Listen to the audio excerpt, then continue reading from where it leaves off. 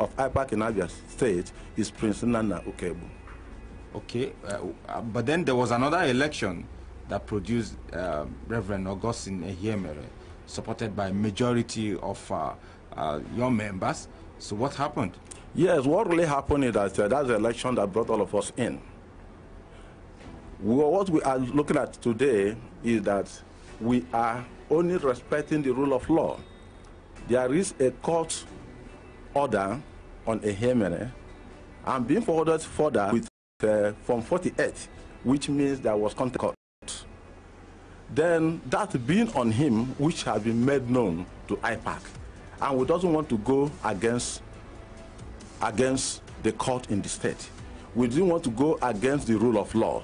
We said, okay, if this is the position in IPAC, in ABGA, remember this is just one party among the other parties. It is the business of ABGA.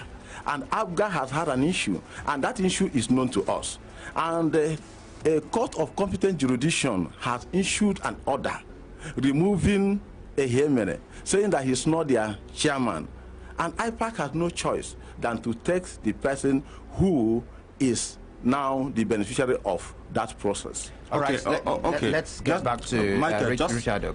Just one moment. Okay. Now, is it that the nomination or the election for the leadership of IPAC is based on political party, like ABGA is supposed to be the chairman, and then whoever is the authentic or the court-backed chairman of ABGA will now assume that position? Is that what you're saying? Yeah, for instance, it's just like in every house. But you equally have division in your party, APC. No, can you allow me to trash this issue so that you can understand where we're going right now? You see, if you go to the National Assembly, like the Senate or House of Representatives, there are standing rules, and it is meant for them. We electors, after electing them, they go there and do their business. When you come to IPAC, there's a rule. We have code of conduct. We have our business in-house. And that business of in-house is what we have executed. And that is what is standard. All right. Okay, let's get back to you. Let's look at some of the issues coming up just before the election here in Abia State.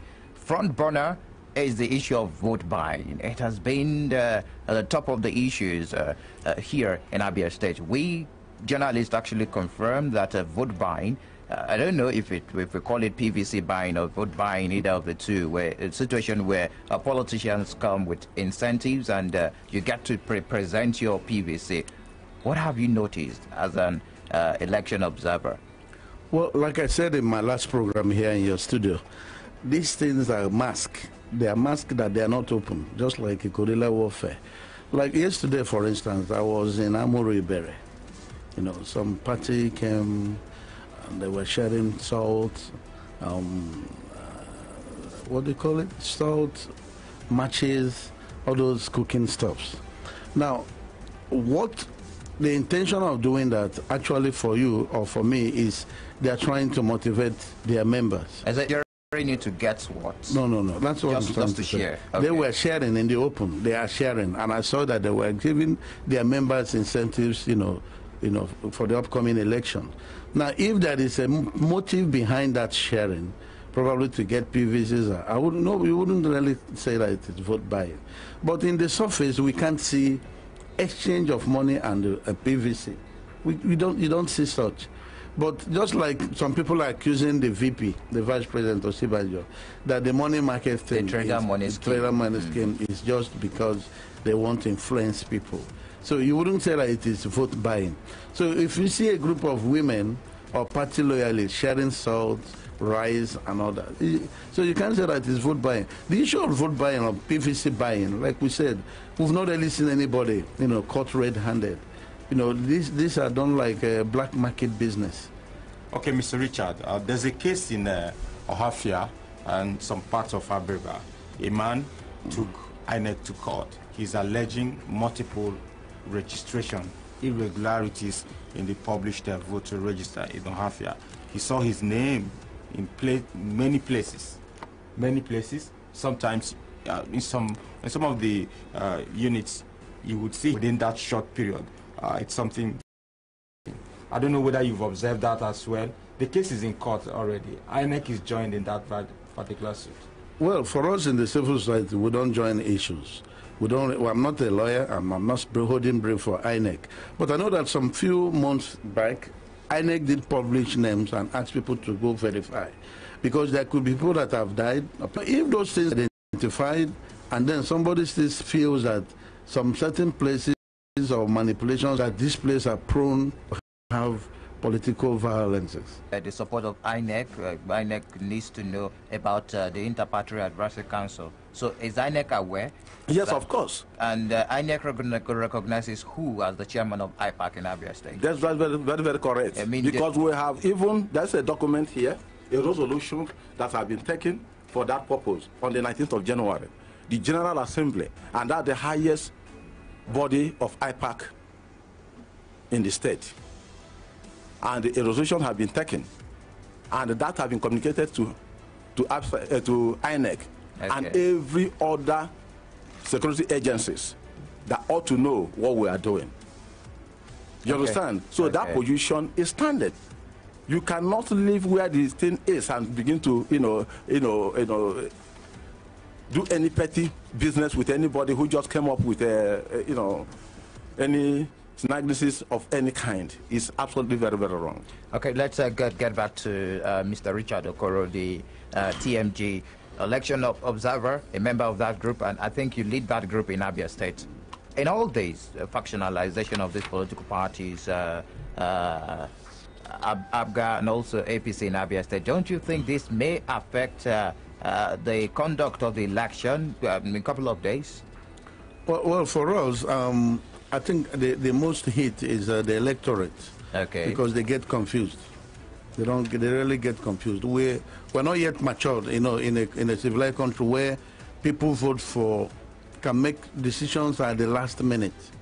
A lot of people still believe in party. A lot of people still believe in beliefs that this must be this way and this must be that way. So I think if the court has really helped us, to strengthen these issues before now, then that would have been far much better. For instance, where a candidate will do all the campaigning and last minute he's changed, the electors can decide to do otherwise. But for us, we also want to maintain at this point that let it not be a distraction in any way to the electorate. Let them be focused. Let them just understand that if it is ABGA, it is ABGA. For instance, the issue of Emenike and Uchoga, even though that Uchoga his hand has been raised by the PMB and the giving flag and all that, but people are still very not sure what the final court decision may be. So it's like, let's just do it. So like I'm listening to other people say, whether it is OT or the other man from ABGA, what we know is that we are voting for ABGA, or it's OT that we know and all that. So people I feel for them because the old women, the number of the electorate, the highest, about 65 to 70% are the women at the grassroots. And most of them, if you look at the literacy level, you begin to feel that we may end up having a high number of invalid votes, or there could be voter apathy if these are not resolved at the intra-party crisis level. So that's just our concern. Okay, coming to you now, the IPAC secretary in Abia State. Looking at the election, what are your worst fears? It's just 14 days away. What are your fears? Well, as a matter of, there's no fear anywhere, because we have absolute confidence that INEC is going to do their job effectively. And we also believe that the security agencies are at alert. So why should there be any fear? What we need to say is that the various political parties should conduct themselves properly. The act of struggle or violence of any kind should not be encouraged. And I'm happy with the Electoral Act. I think it stands as anything that would do anything otherwise. All right, and also to you, what are your greatest fears from what you've observed so far in Abia State? Okay, like I said, we've been carrying out operational research. Yesterday in the morning, I was at Amuri Ibere, later in the day, in the evening, I was in Oswabam. And the feelers we get, it's going to be a very tough fight. It's not going to be like before one big party will come up and swallow the other small parties. Everybody is really eager to vote. People are really serious. People are really like, let's get this thing done. And I think after the first election, maybe things will begin to quieten down a little bit. But unlike before, where people are like, now go and do your voting after all, it's no longer going to be like that. People are out. The emotions are very high from what we are seeing. But like I said, those flashpoints, I know INEC and the security agencies are not sleeping. They have to do something to step up a little bit. I don't know if I can get an example of a flashpoint in Abia State, if possible. Well, like for instance, last time I was here, I gave you an account of what happened in Ikwano in 2007 election. Theoji versus Onyemogochukwu. And in 2015, we saw the INEC office bombed in Isialangwa North. We saw the INEC office bombed in Obingwa. And another flashpoints like Mboro and, where our people monitor. So these flashpoints are there. The history is there, where high level of violence, shootings, and all that. Last election was a flashpoint. Okay. Where the SAG's of house was attacked. We all know that. So there are so many of them. The reports are there. From our observation. But one good thing that in the last meeting we had with the resident his president, the removal of the collection centers from the local government, I think is a very big surprise, a very big one. Because before now, at our collection centers, a lot of things happened there.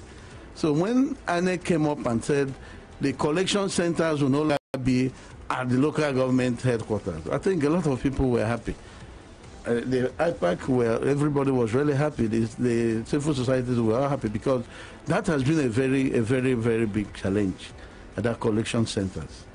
All right, it is still politics right now, right here on Flow 94.9 FM, the flow of God's own state. 14 days, 20 hours, 17 minutes before the 2019 elections, and we will give you up to date on what is happening. And of course, we've talked about some of the concerns as it concerned the 2019 election, and also we looked at the vote buying, we looked at the factionalization of these parties, and also we looked at some other issues, flashpoints in Abia State. Let's head straight to the phone lines for you to participate. It's 0808 182 6949, 0811 605 2949, 0906 510 8289. What do you think?